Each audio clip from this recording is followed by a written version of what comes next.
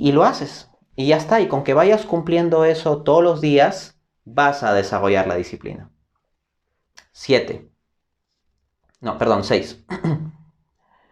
¿Por qué Dios no quiere darme la gracia de dejar un vicio del que quiero salir hace tiempo? Aquí hay que comenzar considerando lo siguiente.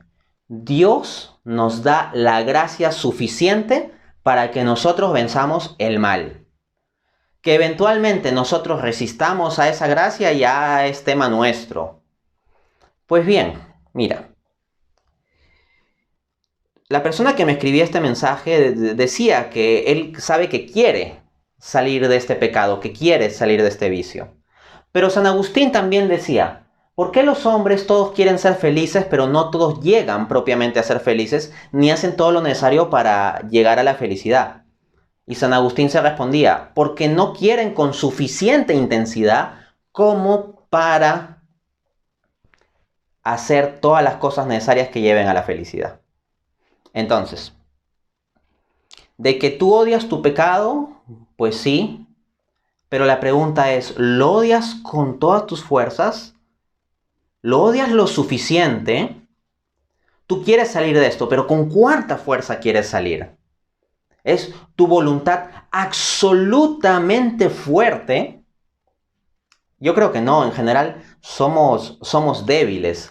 Entonces pon la causa de la deficiencia en tu carácter deficiente como criatura, no en que no que a Dios no le dé la gana de darte la gracia como si se tratase de un tirano cruel que ahí está jugando contigo. Ciertamente tú tienes una voluntad de salir de ese pecado, pero la cuestión es que esa voluntad no es lo suficientemente fuerte. ¿Y qué tienes que hacer? Fortalecer tu voluntad. Y para fortalecer tu voluntad, pues tú vas a tener que acudir continuamente a los sacramentos. Al sacramento de la confesión en el cual te humillas. Al sacramento de la Eucaristía en el cual agarras fuerzas para seguir luchando. Y también vas a tener que ser perseverante en la oración. Porque ya lo decía Jesús, el espíritu está pronto, pero la carne es débil. Oren para que no caigan en tentación. Entonces no es el deseo de Dios que caigamos en tentación. De hecho, el apóstol Pablo establece muy claramente en su primera carta a los Corintios que pues Dios jamás permitirá que seamos tentados por encima de nuestras fuerzas. Y junto con la tentación, Dios nos dará lo necesario para que podamos salir de ella. Entonces, tu experiencia, tu forma subjetiva de percibir tu experiencia personal no anula la verdad de la Escritura. Y lo que establece la Escritura es que cuando hay tentación, Dios siempre nos da el camino para salir. Y nunca va a permitir que seamos tentados por encima de nuestras fuerzas. ¿Qué implica esto? Que cuando tú sucumbes a la tentación, tendrías de todos modos la posibilidad de no haber sucumbido. Así que aquí se trata de una deficiencia en ti y no algo que Dios no te quiera dar. Ahora bien, con eso no te estoy condenando. En cierto modo, todos estamos en esta misma lucha que tú. En la lucha contra determinados pecados que son relativamente recurrentes. En la vida espiritual, los maestros espirituales hablan de esto, el pecado dominante. Y el pecado dominante es algo que lamentablemente nos sucede de forma continua. Ahora bien, Dios no causa nuestra caída, pero Dios puede permitirla. ¿Y por qué Dios permite nuestra caída? Dios puede tener razones morales suficientes para permitir nuestra caída. Supongamos, por ejemplo, que la dificultad que tienes es con un problema relacionado con la castidad, ¿ok? Que es una dificultad relativamente común, a decir verdad. De hecho, la Virgen de Fátima decía que la mayor parte de aquellos que se condenan es por pecados relacionados con el sexto mandamiento, ¿no? Con el tema de la impureza. Bien, supongamos eso, ¿no? Yo pues no sé cuál es el pecado de la persona que me consulta, ni tampoco es necesario. Simplemente supongo esta hipótesis.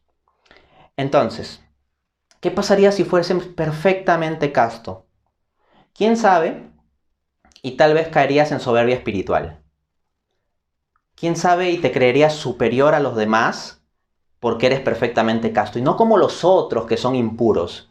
¿Qué podrías tú llegar a tomar la actitud del fariseo, que no fue justificado, y alejarte de la humildad del publicano, que fue justificado? Lee la parábola del fariseo y el publicano en Lucas capítulo 18. Entonces Dios puede permitir, no causar, sino permitir estas caídas que tú tienes por tu decisión, porque te falta entrenar tu voluntad. Dios puede permitirlas para que tú sigas acudiendo con humildad al sacramento de la confesión, porque la humildad es un valor mucho más importante y fundamental para la vida de santidad, porque esto lo construye Dios, no nosotros. Nosotros simplemente tenemos que estar en disposición y la humildad logra eso. Dios con esto puede hacer que tú más continuamente acudas a la Eucaristía y con más devoción y fuerza porque sabes que lo necesitas, porque en tanto más enfermo te sientes, más sientes también que necesitas de la medicina. Entonces, Dios puede estar sacando determinados bienes espirituales. Tal vez tú te fijas solo en el pecado en el que estás cayendo, pero Dios puede estar trabajando en otras dimensiones en ti. Y si tú persistes en luchar como debes hacerlo, ojo, eventualmente Dios sabrá cuándo sacarte. Y ese sacarte, pues Dios lo sabe junto con ese trabajo que Él va haciendo en ti. Y donde está implicado tu libre albedrío.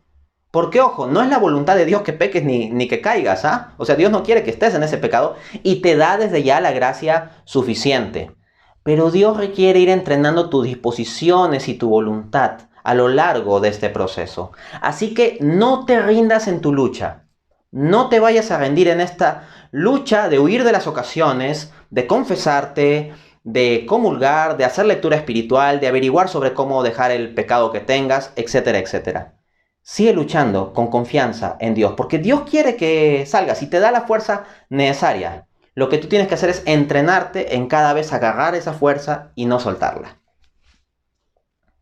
7. ¿Qué puedo hacer para superar el miedo